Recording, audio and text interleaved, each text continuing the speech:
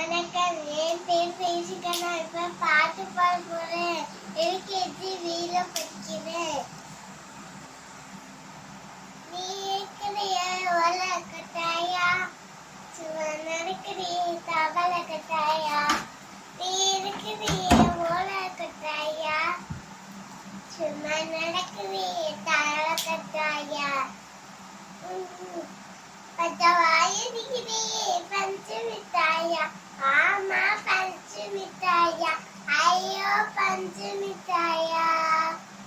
பச்சவாய நிக்கிறியே பஞ்சு மிட்டாயா, ஆமா பஞ்சு மிட்டாயா, ஐயோ பஞ்சு மிட்டாயா.